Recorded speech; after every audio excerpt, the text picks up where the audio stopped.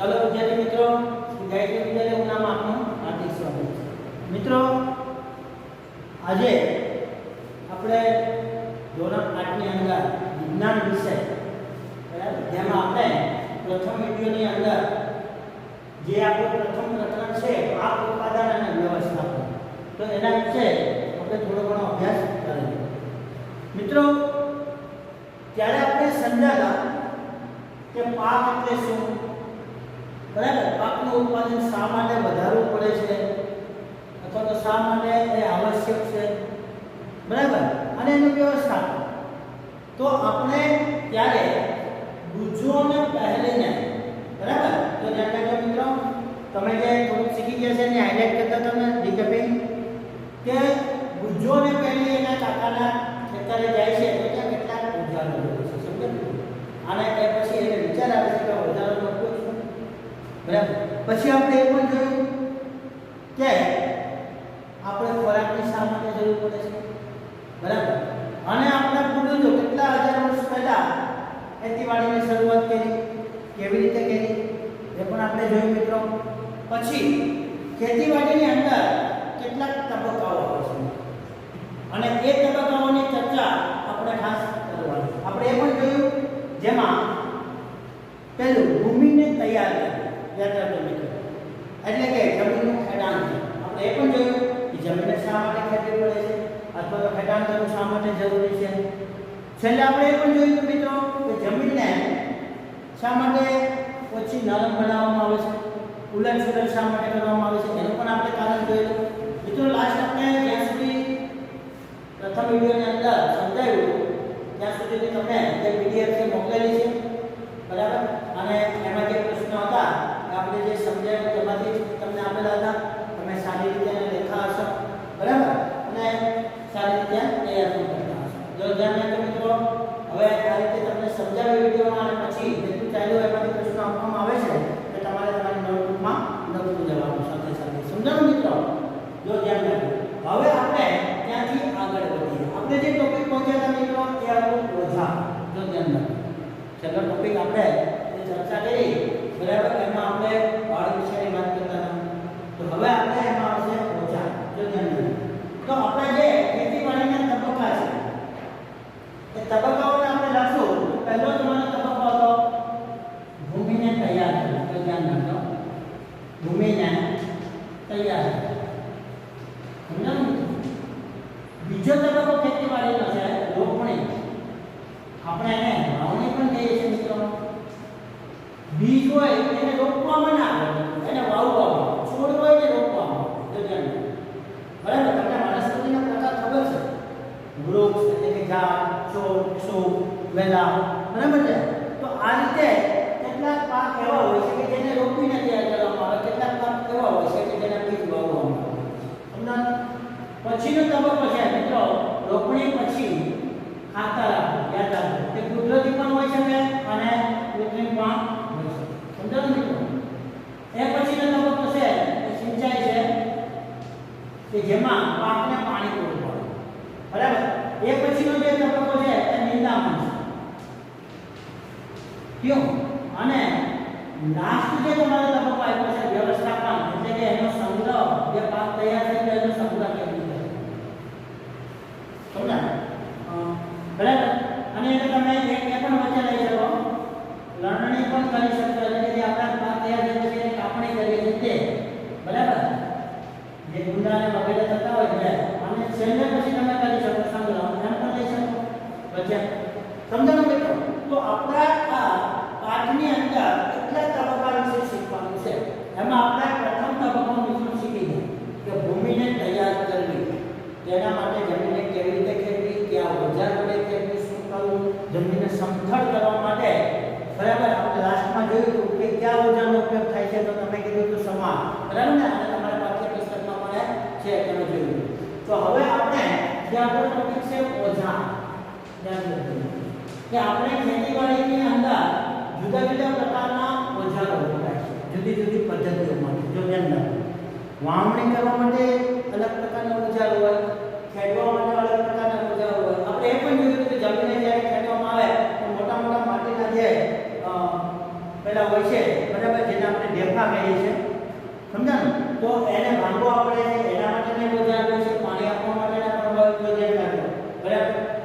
પછી નિંદામણ કરવા માટેના પણ ઓજારો વપરાય છે, પાકની લણણી કરવા માટેના પણ ઓજારો વપરાતા હોય છે, જો ધ્યાન રાખજો. તો આ રીતે ખેતીવાડીની અંદર જુદા જુદા પ્રકારના ઓજારોનો ઉપયોગ થતો હોય છે. સમજ્યા મિત્રો? તો આપણે શરૂઆત કરીએ પેલા ઓજારની અંદર. પ્રથમ ઓજાર છે તમારો હળ. યાદ રાખો મિત્રો, આપણે આગળ પણ એની ચર્ચા કરી ગયા છે કે હળ છે એ મુખ્યત્વે લાકડાનું અથવા તો લોખંડનું બનેલું હોય છે, જો ધ્યાન રાખજો. હવે તમને પ્રશ્ન એવો આવશે કે હળ વિશે ટૂંકમાં સમજાવો, તો ધ્યાન રાખજો. બરાબર? તો હળ કેવું હોય, એની અંદર શું શું હોય, તો ધ્યાન રાખજો. બરાબર? એ આપણે સમજવાનું છે. ખ્યાલ આવ્યો મિત્રો? તો અહીં તમે જોઈ શકશો કે તમારે પ્રથમ લખવાનું કે હળ એ લાકડાનું કે લોખંડનું બનેલું હોય છે. હાલમાં હળ છે મોટા ભાગે લોખંડનું હોય છે. થયું મિત્રો? બીજું, જે હળ છે એમાં વચ્ચે ત્રિકોણાકાર એક લોખંડની પટ્ટી જોડાયેલી છે. તો ધ્યાન રાખજો મિત્રો, એની અંદર. બરાબર છે? અને એ સિવાય એમાં આગળની ધરી હોય છે. તો ધ્યાન રાખજો, તમારી ટેક્સ્ટબુકની અંદર તમને બરાબર રીતે આપ્યું છે. હા, બરાબર, તમે જોઈ શકશો. છતાં હું તમને બતાવવાનો પ્રયત્ન કરું છું કે હા એ કેવી રીતે હોય છે. સમજ્યા મિત્રો? તો ધ્યાન રાખજો. તો આ ભાગ છે અહીંયા એક ત્રિકોણાકાર લોખંડની પટ્ટી હોય છે. બરાબર? તે જમીનમાં અંદર અને એના દ્વારા જમીન બનાવે. સમજાય છે મિત્રો? આ છે એની શાફ્ટ છે. તો કહેવાય આને શાફ્ટ. યાદ રાખજો. તેઓ એને ધરી ગઈ છે. અને અહીં જોત હોય છે. ગામડાની સાદી ભાષામાં એને જોતર કહેવામાં આવે છે, કે જ્યાં જે તમે પ્રાણીનો ઉપયોગ કરો છો એને બંને જગ્યાએ જોડવામાં આવે છે. એટલે એને ગળામાં વીંટાળી દેવાય છે, દોરીનું બનેલું હોય છે, એને આપણે જોત કહીએ છીએ. અને આ હળની અંદર આપણે બરાબર છે મોટા ભાગે બળદોનો ઉપયોગ કરીએ છીએ. પરંતુ ઘણી જગ્યાએ બરાબર અન્ય પ્રદેશોમાં તમે જશો મિત્રો તો એ ઊંટ દ્વારા ખેંચાતું હોય છે, પાડાઓ દ્વારા પણ ખેંચાતું હોય છે, અને માણસો દ્વારા પણ ખેંચાતું હોય છે. ધ્યાન રાખજો મિત્રો. બરાબર? કે જે કેટલાક એવા ગરીબ રાજ્યો છે કે જ્યાં આ રીતે પ્રાણીઓનું પશુપાલન નથી કરી શકતા બળદ જેવા. બરાબર? તો એ અન્ય પ્રાણીઓને એમાં ઉપયોગ કરતા હોય છે. તો આ રીતે હળ વિશે તમને માહિતી લખવાની કે તો તમે બરાબર સમજી શકશો. સમજો ને મિત્રો? તો આ શું થયું? ઓકે, હા. ત્યારે મિત્રો હળ વિશે કેટલા પોઈન્ટ આપણને ખબર પડી ગઈ. બરાબર? હળમાં શું શું હોય છે? પહેલું, હળ એ લોખંડ અથવા લાકડાનું બનેલું હોય છે. બરાબર? હાલમાં મોટા ભાગે લોખંડ વાળું હોય છે. કયો બીજો પોઈન્ટ લખવાનો કે હળ છે એમાં એક ત્રિકોણાકાર લોખંડની પટ્ટી હોય છે. બરાબર? એક ખાલ કહેવાય છે એના ભાગમાં, એ જમીનની અંદર ખોદવાનું કામ કરે છે. બરાબર છે? તો આ રીતે એ જમીનને ઉપર નીચે કરે છે એના ભાગે. એ પછી હળમાં વચ્ચે ધરી જેવો ભાગ હોય છે જેને શાફ્ટ કહેવાય છે, લોખંડ હોય છે. બરાબર? એ પછી એના આગળના ભાગે લાકડા સાથે તો જેને દોરીનું બનાવેલું જે પાણીના ગળામાં નીકળવામાં આવે છે એને જોત કહેવાય. બરાબર છે? અને સાદી ભાષામાં એને જોત કહેવાય. અહીં આપણે જોત શબ્દ વાપર્યો એટલે એને જોત કહે છે. બરાબર છે મિત્રો? ક્યું? અને ત્યાં હળ ખેંચવા માટે આપણા પ્રદેશમાં બળદોનો ઉપયોગ થાય છે. પરંતુ કેટલાક પ્રદેશોની અંદર ઊંટ, પાડા, માણસ વગેરેનો પણ ઉપયોગ કરવામાં આવે છે. સમજ્યા મિત્રો? તો આટલું તમારે હળ વિશે લખવાનું. ક્લિયર? એટલે એક ઓજાર તમારું. હવે તમારું નેક્સ્ટ બીજું ઓજાર આવશે જેને કહેવાય છે ખરપિયો. ધ્યાન રાખજો. શું છે મિત્રો બીજું વિજ્ઞાન? તો કે ખરપિયો. તો ધ્યાન રાખજો. આ ખરપિયો પણ આવું જ કંઈ હળ જેવું જ ઓજાર છે, જો સમજો. પરંતુ એના આ જે ભાગમાં છે ને ત્યાં એક લોખંડની બ્લેડ જેવું હોય છે, જો સમજો. આ રીતે સમજાય? આગળના ભાગમાં લોખંડની આવી બ્લેડ જેવું હોય છે. સમજાય મિત્રો? એટલે ખરપિયો. તો તમે હળનો ઉપયોગમાં નથી શકો. દાખલા તરીકે હળનો ઉપયોગ ક્યાં ક્યાં થાય? તો તમે હળનો ઉપયોગ જમીન ખેડાણ કરવા માટે, બીજો ઉપયોગ ખાતર ભેળવવા માટે જમીનની અંદર, ત્રીજો ઉપયોગ માટે બરાબર શું લખી શકશો તમે? તો કે જમીન છે તો ધ્યાન રાખજો એમાં જે નિંદામણ રહેલું હોય એને દૂર કરવા માટે તમે. સમજો મિત્રો? તો હળના ત્રણ ઉપયોગ તમે સરળતાથી રાખી શકો.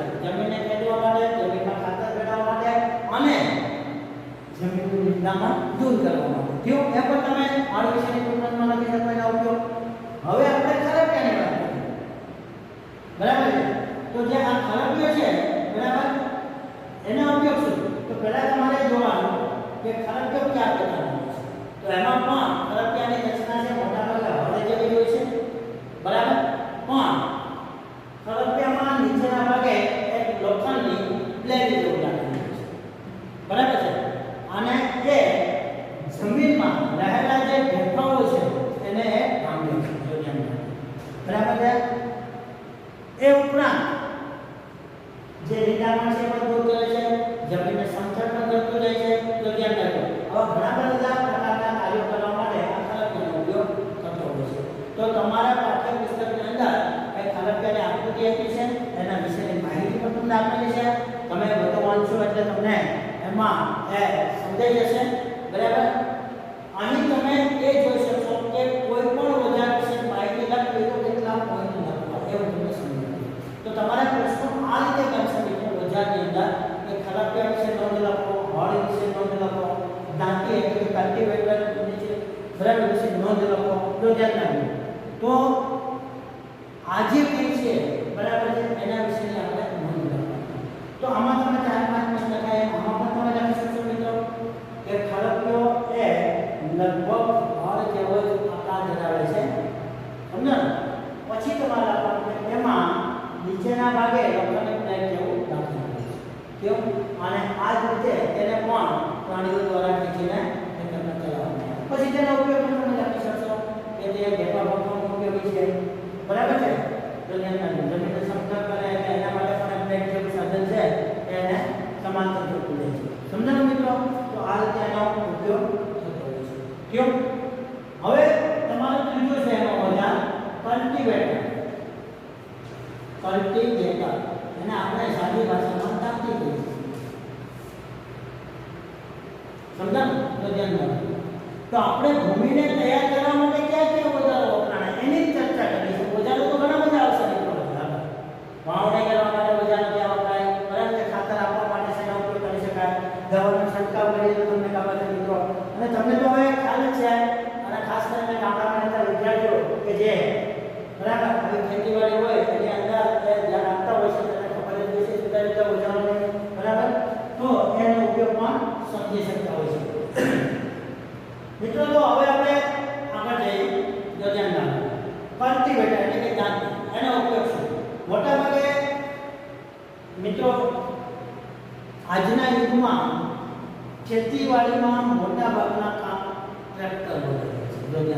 પહેલાના સમયમાં જે આ બધા પ્રકારના ઓજારોમાં પ્રાણીઓને બરાબર છે ખેંચવા માટે ઉપયોગ કરવામાં પણ હવે તેની જગ્યાએ આપણે ઘણો ઉપયોગ કરીએ છીએ મિત્રો ટ્રેક્ટર. અને ટ્રેક્ટરના પાછળના ભાગે આ પ્રકારના ઓજારો એ આધુનિક રીતે બનાવેલા હોય છે અને એને જોડી દેવામાં આવે છે અને એના દ્વારા પછી ખેતીવાડીની અંદર એનો ઉપયોગ કરવામાં આવે છે. સમજ્યા મિત્રો?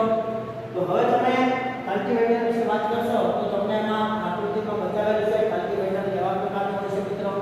બરાબર? જેમાં દાંતી રહેલી હોય છે અને એ દાંતી દ્વારા તો ધ્યાન રાખજો. બરાબર છે? જે જમીન છે બરાબર એને બરાબર સમતળ કરવામાં આવે છે વચ્ચેના ભાગેથી. તો ધ્યાન રાખજો. અને ખેડેલી જમીન ભાંગેલા ઢેફા એને બરાબર વ્યવસ્થિત રીતે સમતળ બને બરાબર એવા પ્રયત્નો દાંતી વડે એટલે કલ્ટીવેટર વડે કરવામાં આવે. કલ્ટીવેટર ફેરવવાથી જે કોઈ જમીનમાં નાના મોટા કચરાઓ રહેલા છે બરાબર સમતળ થઈ જાય છે. બરાબર છે? પછી એમાં રહેલું નિંદણ છે એ પણ દૂર થઈ જાય છે. તો ધ્યાન રાખજો. તો આ રીતે આ સાધન વડે બરાબર આવો ઉપયોગ થતો હોય છે ખેતીવાડીની અંદર. મિત્રો તમે વધારે તમારી ટેક્સ્ટબુકની અંદર બરાબર ડિટેલમાં જોઈ શકશો. અહીંયા હું કલ્ટીવેટરની આકૃતિ દોરી શકવા માટે સક્ષમ નથી મિત્રો, એટલે તમારી અંદર તમે જોઈ શકશો ટેક્સ્ટબુકની અંદર. બરાબર? હવે આપણે એનાથી આગળ જઈએ કે ભૂમિને તૈયાર કરવા માટે આ 3 પ્રકારના ઓજારો હોય છે. બરાબર મિત્રો? હવે આપણે બીજો મુદ્દો છે રોપણી. જો ધ્યાન રાખો. અથવા તો વાવણી. એમાં પણ એક છે. બરાબર? તો આપણે જે ઓજારોની વાત કરીએ છીએ મિત્રો બરાબર એમાં હવે વાવણી કે રોપણી કરવા માટે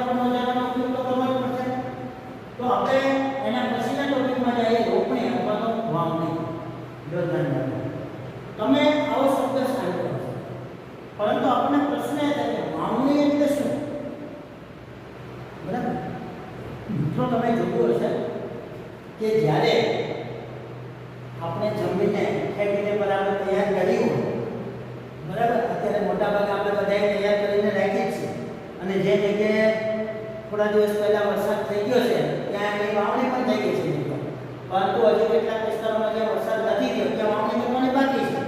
તો એના ખેતરો તમે જોશો તો બરાબર હળવળે ખેડી નાખ્યા છે, બરાબર, એ પછી ખરપિયાઓને બરાબર એના ઢેપા બાકી નાખ્યા છે, અને કલ્ટિવેટર દાંતી વડે એને બરાબર સમતલ બનાવી દીધા છે. જો ધ્યાન રાખજો, અને એમાં સાસ જે વાવવા માટેના હોય છે એ પણ તૈયાર કરી દેખાય છે. મિત્રો હવે ખેડૂત જે રાહ જોવે છે વરસાદની, એ પછી એ જમીન ભીની થાય એટલે એમાં વાવણી કરવાની. તો વાવણી એટલે શું? તો કે જમીનમાં જે પાક ઉગાડવાનો હોય તે પાકને હરોળમાં ઉગાડવાની પદ્ધતિને વાવણી કહેવાય. સમજો મિત્રો? તો ધ્યાન રાખજો, જમીનમાં અથવા ખેતરમાં જે પાક ઉગાડવાનો છે તે પાકને હરોળ પદ્ધતિને ઉગાડવાની પદ્ધતિને વાવણી કહેવાય. સમજો ને મિત્રો? તો આ વાવણીમાં તમને ખબર છે કે આપણે જે પાક ઉગાડવો હોય એના બીજનો ઉપયોગ કરીએ છીએ. બીજ એટલે તમે એને બીજ કહો, ઇંગ્લિશમાં એને સીડ્સ કહેવાય, બરાબર મિત્રો? તો આ જે બીજ છે એને જમીનમાં જ્યારે ઉગાડવામાં આવે અથવા તો વાવવામાં આવે છે ત્યારે ખૂબ જ કાળજી રાખવામાં આવે છે. યાદ રાખજો, તમને એમ થશે કે વાવણી કરવી એમાં શું, પણ યાદ રાખજો મિત્રો, દરેક હવે તો મેં તમને કીધું છે ટ્રેક્ટરનો ઉપયોગ થવા માંડ્યો છે એટલે આધુનિક રીતે વાવણી થાય છે, પણ પહેલાના સમયમાં ઘરની અંદર રહેલા બધા સભ્યો ખેતીમાં ભાગ લેતા જ હોય છે, કોઈને કોઈ કામ કરતા જ હોય છે, પરંતુ યાદ રાખજો મિત્રો, વાવણી કરવા વાળો મેમ્બર છે ને, જે સભ્ય વ્યક્તિ એ એમાં એક્સપર્ટ હોય છે, તે જે વાવણી કરી શકે છે. કારણ કે વાવણી કરતી વખતે કઈ કઈ બાબતો ધ્યાનમાં રાખવી પડે મિત્રો? જો યાદ રાખજો, પહેલું, બીજને યોગ્ય ઊંડાઈ વાવવું પડે. યાદ રાખજો, સમજે છે? બીજને યોગ્ય ઊંડાઈ વાવવું પડે. વધુ ઉપરના ભાગે પણ ના વાવી શકાય, વધુ ઊંડે પણ ના વાવી શકાય. સમજાય છે?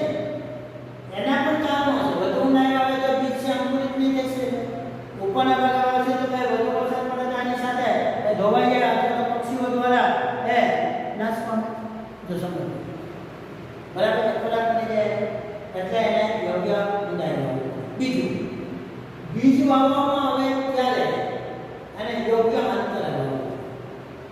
વધુ પાક લેવા માટે આપણે વધુ બીજ વાવી દઈએ, બરાબર, તો દરેક બીજ છે એ સારી રીતે વૃદ્ધિ અને વિકાસ થઈ શકતો નથી. જો ધ્યાન રાખજો, અંકુરિત ના થઈ શકે, કારણ કે એને જગ્યા ઓછી પડે, સૂર્યપ્રકાશ, પાણી, ખાતર વગેરેમાં એને સંપૂર્ણ રીતે પ્રાપ્ત થઈ શકતા નથી. પરિણામે એનો વિકાસ અટકી જાય. એટલે યાદ રાખતા બે બાબતો ખાસ: બીજને વાવતા પહેલા યોગ્ય ઊંડાઈ અને યોગ્ય અંતરે વાવવું પડે છે. શું મિત્રો?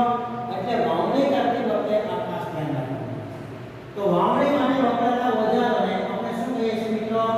યાદ રાખજો, તમારો જે બીજો ટોપિક છે, બરાબર, મુદ્દો એટલે કે તબક્કો વાવણી. તો વાવણી કોને કહે છે? આપણે જોયું કે ખેતરમાં જે પાકને હરોળ પર ઉગાડવામાં આવે છે, બરાબર, ઉગાડવાની પદ્ધતિને વાવણી કહે છે.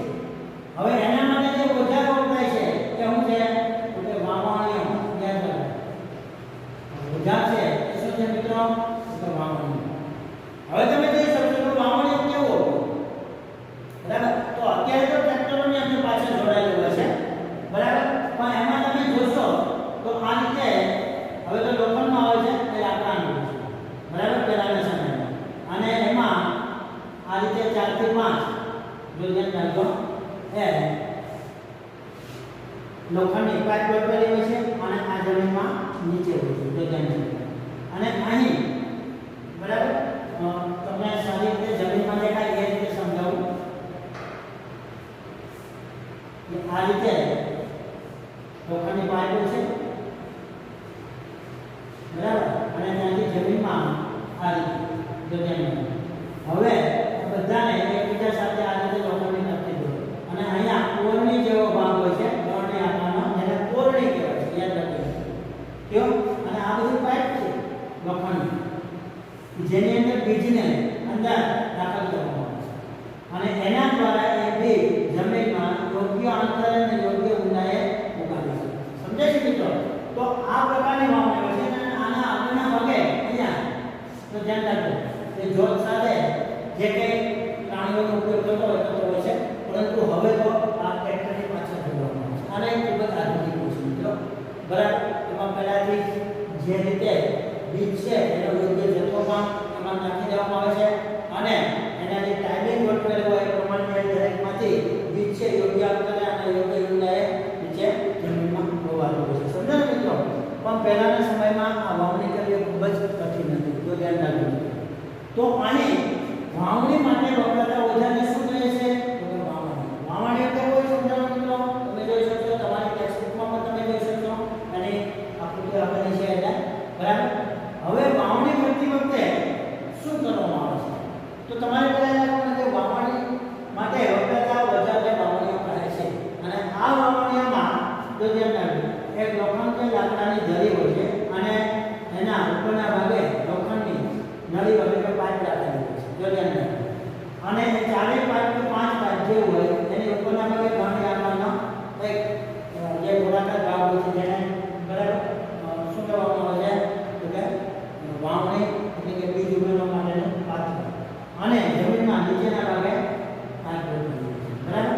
હવે જ્યારે વાવણી કરવામાં આવે છે ત્યારે વાવણી સાથે પ્રાણી હાલમાં ટ્રેક્ટરને જોડવામાં આવે છે અને એના દ્વારા જમીનની અંદર બરાબર બીજ ઉગાડતા જવામાં આવે છે અને દરેક પાઇપમાંથી બીજ છે જમીનમાં નીચે સુધી પડે છે અને યોગ્ય ઊંડાઈ અને અંતરે બરાબર વવાય છે. તો આ પ્રકારની જે પદ્ધતિ છે એ વાવણી દ્વારા થાય છે અને એને કહેવાય છે વાવણી. સમજ્યા મિત્રો? ઘણી વખત જ્યાં વરસાદ નથી અથવા તો પાણીની સગવડતા હોય બરાબર છે તો પહેલાથી જ ખેતરમાં પાણી પીવડાવી અને પછી બીજ વાવી દેવામાં આવે છે. તો તમે ઘણી જગ્યાએ જોયું હશે કે વરસાદ થાય પહેલા બરાબર ઘણા ખેડૂતોએ આ રીતે વાવણી કરેલી છે કારણ કે એને પર્યાપ્ત માત્રામાં ત્યાં પાણીની સગવડ હોય છે એટલે આ રીતે કરી શકે છે. સમજાયું મિત્રો? જ્યારે આપણા વિસ્તારમાં વરસાદ ઉપર આધાર રાખે કેવું મિત્રો?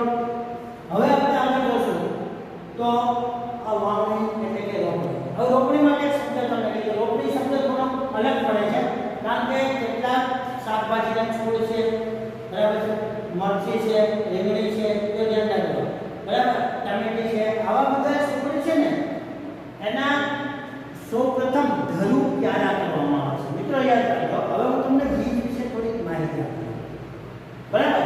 આપણે પહેલા સમજી લઈએ કે વાવતા પહેલા બીજ ઉપર કઈ કઈ પ્રક્રિયા કરવામાં આવે છે. ધ્યાન રાખજો. દરેક પ્રકારના બીજને આ રીતે વાવી શકાતા નથી. આપણે કપાસ ધ્યાન રાખજો બરાબર છે, કપાસ, મગફળી સમજાય છે કે એવા જે પાક છે અત્યારે વરસાદ ઋતુમાં આપણે આગળ શીખી ગયા પાકના બે પ્રકાર છે, એમાં ખરીફ પાક બરાબર છે. તો આવા જે ખરીફ પાક છે એને વાવવા માટે યાદ રાખજો મિત્રો બરાબર સૌપ્રથમ બજારમાંથી આ રીતે બીજ સારી જાતનું લાવવામાં આવે છે. હવે સારી જાતનું છે કે નહીં તો તમે ઘણી વખત તમારા ઘરમાં તમારા મમ્મીને બરાબર છે જે ચણા છે એને પાણીમાં પલાળતા જોયા હશે અને ના જોયું હોય તો ક્યારેક પલાળે ત્યારે અવલોકન કરજો તો કેટલાક ચણાના બીજ છે પાણી ઉપર તરે છે જ્યારે કેટલાક પાણીમાં ડૂબી જાય છે અને પછી તમારા મમ્મીને તમે પ્રશ્ન પૂછશો તો તમને કહેશે કે જે ઉપર પાણી ઉપર તરે છે એ બીજ નકામું છે, ખરાબ છે, જોઈએ બરાબર. તો એ રીતે ખેડૂત જ્યારે બજારમાંથી બીજને લાવે છે ત્યારે બરાબર એની વાવતા પહેલા એની ચકાસણી કરવામાં આવે છે. તો ચકાસણી કર્યા પછી એ બીજને જમીનમાં વાવણીયા દ્વારા વાવવામાં આવે છે. સમજો ને? હવે આ થઈ વાત આપણા ખરીફ પાકની. હવે દાખલા તરીકે તમે કોઈ શાકભાજી વાવવું હોય ટામેટી, મરચી, રીંગણી બરાબર છે તો આવા પ્રકારના જે પાક છે મિત્રો એને આ રીતે વાવણીયા દ્વારા વાવવામાં આવતા નથી. જો ધ્યાન રાખજો આવા બીજને સૌપ્રથમ ખેતરના એક અલગ ભાગમાં નરમ પછી માટી ભરી એમાં પાણી આપી અને પછી એને છાંટવામાં આવે છે જેથી કરીને એના નાના નાના છોડ બને છે. મરચી બરાબર છે, રીંગણી, ટમેટી વગેરે. એ પછી એ છોડના બીજ અંકુરણ પામી બરાબર જે છે અને નાનો એવો છોડ થાય એટલે એના મૂળ બરાબર જમીનમાં બેસી ગયા હોય, કારણ કે એના મૂળ છે કઠિન જમીનમાં જઈ શકતા નથી મિત્રો, એટલા માટે એને એક અલગ ક્યારામાં વાવવામાં આવે જેને ધરુ ક્યારા કહેવામાં આવે છે. પછી અમુક ઊંચાઈ સુધીના એ છોડ તૈયાર થાય પછી એને જ્યાં ખેતરમાં વાવવાની જગ્યા હોય ત્યાંથી એને ઉપાડી અને યોગ્ય અંતરે એને વાવવામાં આવે, અને ઈ જે વાવવામાં આવે ને એને રોપણી કહેવાય. સમજાણું મિત્રો? કે જે રોપ કહે છે, જે છોડ કહે છે નાનું, એને જે અલગ જગ્યાએ પાછા ખેતરમાં ઉગાડી પછી મુખ્ય જગ્યાએ વાવવામાં આવે તો એને રોપણી કહેવાય. ખ્યાલ આવ્યો મિત્રો? આપણે ખરીફ પાકની અંદર એક ડાંગર પાક છે. આપણે આ વિસ્તારમાં ડાંગર નથી ઉગાડતા, પણ તમે દક્ષિણ સાઈડ જાવ છો તો તમને ખ્યાલ છે, દક્ષિણ ગુજરાત છે બરાબર, તો એ બાજુ પણ વલસાડમાં તમે જશો તો ખ્યાલ આવશે કે ડાંગર કેવી રીતે ઉગાડે છે. મિત્રો ડાંગર ઉગાડવા માટે પણ એક પદ્ધતિ છે દુનિયામાં બરાબર, કારણ કે ડાંગરને પુષ્કળ પ્રમાણમાં પાણીની જરૂરિયાત રહે છે. તો એના ખેતરો આપણા અહીંયા જે ખેતરો છે મોટા મોટા નથી હોતા બરાબર, નાના ખેતરો હોય છે અને ખેતરો લગભગ માનો કે ઊંડાઈ વાળા હોય છે બરાબર, 3 થી 4 ફૂટ ઊંડા ખેતરો હોય છે, અને એની અંદર જે પાણી ભરાય એ પાણીમાં માટીને જમીનની માટી અને પાણી બેને રગદોડી અને પછી એમાં જે ડાંગરના છોડ છે ને એને યોગ્ય જગ્યાએ રોપવામાં આવે છે. એ પણ રોપણી એને આ રીતે સમજો. એટલે જુદા જુદા પાક ઉગાડવા માટે જુદી જુદી પદ્ધતિઓ બરાબર ઉપયોગ થતો હોય છે. સમજાણું મિત્રો? તો આપણે આ એક તબક્કો જોયો. હવે આપણે ત્રીજો તબક્કો જોઈએ, ખાતર આપવું બરાબર. જો ધ્યાન રાખજો, તો આ જે ખાતર છે બરાબર એ કેવી રીતે, તો આપણે હવે એના હટાવી દઈએ મિત્રો બરાબર, કે જમીનમાં ખાતર કેવી રીતે આપવું જરૂર પડે છે. તો તમને ખબર છે મિત્રો કે જમીનમાં આપણે બે પ્રકારના ખાતરનો ઉપયોગ કરીએ છીએ. એક કુદરતી ખાતર જેને સેન્દ્રિય ખાતર કહેવાય છે, અને એક કૃત્રિમ ખાતર બરાબર છે. હવે તમને પ્રશ્ન થશે કે સેન્દ્રિય એટલે કુદરતી ખાતર એ શું બરાબર, અને કૃત્રિમ ખાતર અથવા તેને રાસાયણિક ખાતર કહેવામાં આવે છે.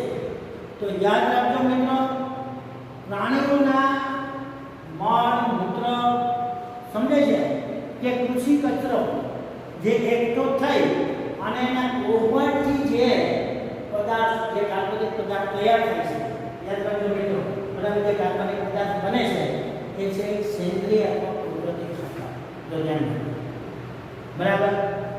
એ જ રીતે રાસાયણિક ખાતર છે, યાદ રાખજો મિત્રો, માનવ દ્વારા કારખાનાઓની અંદર કેટલાક રાસાયણિક પદાર્થો મિશ્ર કરીને બનાવવામાં આવે છે, જેને રાસાયણિક ખાતર કહેવાય છે. સમજ્યા મિત્રો? તો આ રીતે પાક વાવ્યા પછી ત્રીજા તબક્કામાં જમીનમાં યોગ્ય સમયે ખાતર આપવું પડે છે. યાદ રાખજો મિત્રો બરાબર. તો ઘણી વખત એવો પ્રશ્ન આવે કે ખાતર આપવું શા માટે જરૂરી છે બરાબર, ખાતર એટલે શું? જો ધ્યાન રાખજો. તો હવે આપણે જે ત્રીજો તબક્કો છે એમાંથી ક્યાં ક્યાં પ્રશ્નો નીકળે એની ચર્ચા આપણે કરીએ બરાબર. તો ત્રીજો તબક્કાની અંદર આપણે જોશું તો ખાતર આપવું, પછી કે કુદરતી કે બરાબર કૃત્રિમ ખાતર. હવે પહેલા આપણે એ જોઈએ બરાબર, જે તમારો પ્રશ્ન આવતો હોય કે ખાતર એટલે શું, આની ચર્ચા આપણે કરીશું બરાબર. બીજો પ્રશ્ન, ખાતર આપવું શા માટે જરૂરી છે? ખાતર આપવું, જમીનમાં ખાતર આપવું શા માટે જરૂરી છે?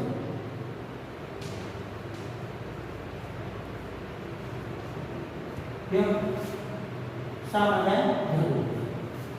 ત્રીજો પ્રશ્ન આપણે લખશું મિત્રો, ધ્યાન રાખજો કે કુદરતી અને કૃત્રિમ ખાતર વચ્ચેનો તફાવત. મિત્રો ચોથો પ્રશ્ન એવો લખશું આપણે, કુદરતી ખાતરના ફાયદા, કુદરતી ખાતરના ફાયદા. અને એ જ રીતે પાંચમા પ્રશ્નમાં તમે લઈ શકો મિત્રો કૃત્રિમ ખાતરના ગેરફાયદા બરાબર છે. કૃત્રિમ ખાતરના ગેરફાયદા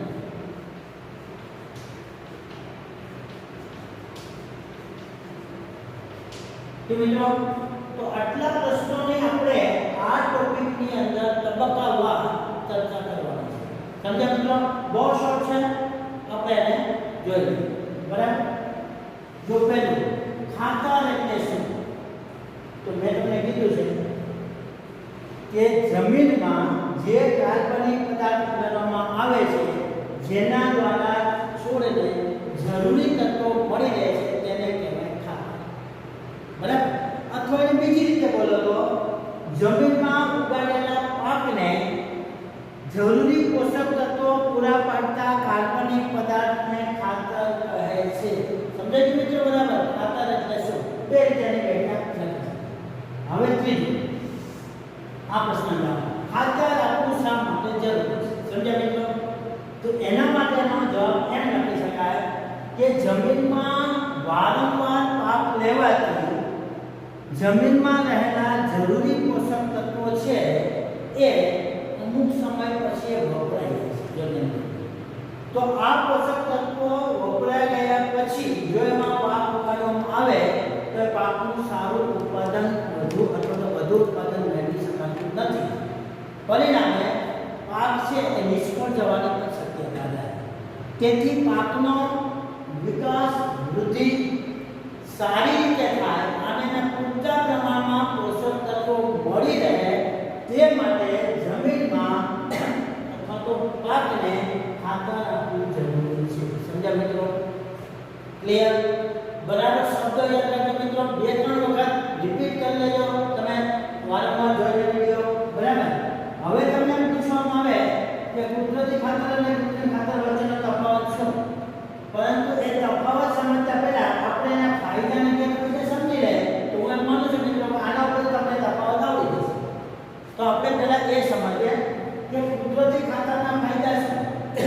તો ફાયદામાં તમે 3-4 પોઈન્ટ લઈ શકો કે કુદરતી ખાતર છે બરાબર એ જમીનને ફળદ્રુપ બનાવે છે. જો તમે બીજું કુદરતી ખાતર છે એ જમીનને છૂટી કરે છે. બાકી ગયેલી જમીન છે એને છૂટી કરે બરાબર અને એના દ્વારા પાણીનો સંગ્રહ છે ને એ બધું કરી શકે છે. એટલે કે એની નિતારણ શક્તિ વધે છે. યાદ રાખો ભેજ ધારણ શક્તિ જે આપણે કહીએ છીએ એટલે કે જમીનમાં ભેજ વધુ જળવાય છે. એટલા માટે એ કુદરતી ખાતર ફાયદા. ત્રીજો ફાયદો એ છે કે કુદરતી ખાતરને કારણે જમીન છૂટી જવાથી એમાં હવાની અવરજવર વધુ થઈ શકે અને જો હવાની અવરજવર વધુ થઈ શકે તો પાકને જરૂરી સૂક્ષ્મજીવો જેવા કે બરાબર અને બેક્ટેરિયા છે રાઇઝોબિયમ નામના ખાસ કરીને અને અળસિયા જેવા પ્રાણીઓ છે એ સારી રીતે વિકાસ કરે કે જે જમીનને ફળદ્રુપ બનાવી શકે. સમજાયું મિત્રો? તો આ કુદરતી ખાતરના ફાયદા છે. સમજાયું મિત્રો? બીજું કુદરતી ખાતર યાદ રાખો દરેક પાક વખતે ઉમેરવું જરૂરી નથી. ખેતરમાં એક વખત ઉમેરી ત્યાર પછી બરાબર દર વર્ષે એને ઉમેરવામાં આવે છે. સમજાયું? એટલે એ કિંમતમાં પણ સસ્તું પડે. જો એના ફાયદા છે. હવે તમને એમ કે કૃત્રિમ ખાતર એટલે કે રાસાયણિક ખાતરના ગેરફાયદા છે. તો મિત્રો તમે જોઈ શકશો કે રાસાયણિક ખાતર છે એ વારંવાર જમીનમાં ઉમેરવાથી જમીનની ફળદ્રુપતા નાશ પામે છે. જો ધ્યાન બીજો ગેરફાયદો એ છે કે કૃત્રિમ ખાતર એટલે કે રાસાયણિક ખાતર છે એના દ્વારા જે જરૂરી સૂક્ષ્મ જીવો છે બરાબર અને અળસિયા જેવા પ્રાણીઓ છે એ પણ નાશ થાય છે. પરિણામે જે જરૂરી પોષક તત્વો છે એ ઓછા થઈ જાય છે. સમજાયું? અથવા તો એમાં વધી શકતા નથી. કૃત્રિમ ખાતરનો ત્રીજો ગેરફાયદો એ છે મિત્રો કે જેનાથી જમીન બાજી જાય છે બરાબર અને એના પરિણામે હવાની અવરજવર ઓછી થઈ શકે છે. અને છેલ્લે એનો ગેરફાયદો એ છે કે એને દરેક પાક વખતે વારંવાર ઉમેરવું પડે છે અને એના પરિણામે જમીન તો બિનફળદ્રુપ બને છે સાથે સાથે કિંમતમાં પણ ખૂબ જ મોંઘું પડે છે. સમજાયું મિત્રો? તો તમે આ રીતે કુદરતી ખાતર અને કૃત્રિમ ખાતરના ફાયદા અને ગેરફાયદા તમે લખ્યા. હવે મિત્રો આ તમે હોમવર્કમાં લખી શકશો કે કુદરતી અને કૃત્રિમ ખાતર વચ્ચેનો તફાવતનો મુદ્દા લખો તો તમે બંનેમાંથી તારવી શકશો મિત્રો. સમજાયું? હું જે આના ફાયદા અને ગેરફાયદા બોલ્યો એની સામે તમે જોઈ શકો પેલા કુદરતી ખાતર કિંમતમાં સસ્તું પણ આવે છે અને કિંમતમાં મોંઘું પડે. તો આ વર્ષમાં એક જ વાર ઉમેરવામાં આવે છે અને તો કે દરેક પાક વખતે વારંવાર ઉમેરવું પડે છે. આ જમીનની ફળદ્રુપતા જાળવી રાખે છે, આ જમીનને શું કરે છે તો કે બિન ફળદ્રુપ બનાવે છે અથવા તો એની ફળદ્રુપતા નાશ કરે છે. સમજે છે મિત્રો? તો આ રીતે 4-5 પોઈન્ટ તમે લખી શકો. ઓકે મિત્રો, જો ધ્યાન રાખજો. તો અહીં આપણે આજે જે તબક્કા જોયા એમાં ભૂમિને ધ્યાન કરવા માટેના ઓજારો તો એની વાત કરી, બરાબર, હળ, હળકીઓ અને દાંતી એટલે કે કલ્ટીવેટર. એ ઉપરાંત પછી આપણે વાવણીમાં પણ ઉપયોગ થઈ ગયા ઓજારો એની વાત કરી. રોપણી એટલે શું, વાવણી એટલે ખરેખર શું છે, બરાબર. વાવણી કરતા પહેલા બીજને કેવી રીતે તૈયાર કરવામાં આવે છે, બીજની ચકાસણી કેવી રીતે કરવામાં આવે છે એ પણ આપણે જોયું. ક્યાં ક્યાં પાકની રોપણી થઈ શકે, બરાબર, ડાંગરના પાક કેવી રીતે વાવવામાં આવે છે એની પણ ચર્ચા કરી.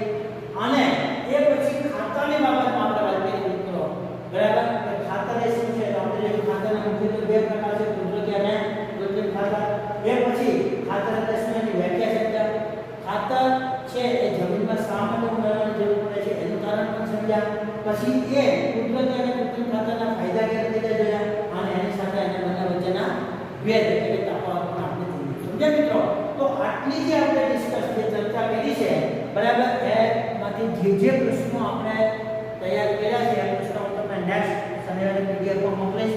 તમે સારી રીતે એના જવાબ લખી અને પાકી નોટમાં, બરાબર, તમારે વ્યવસ્થિત ઉતારી અને પછી એને તૈયાર કરવાનું છે. અને પાઠ્યપુસ્તક છે એને બરાબર મિત્રો વાંચતા રહેજો, સામે રાખજો વિડીયો જોતો હોય ત્યારે.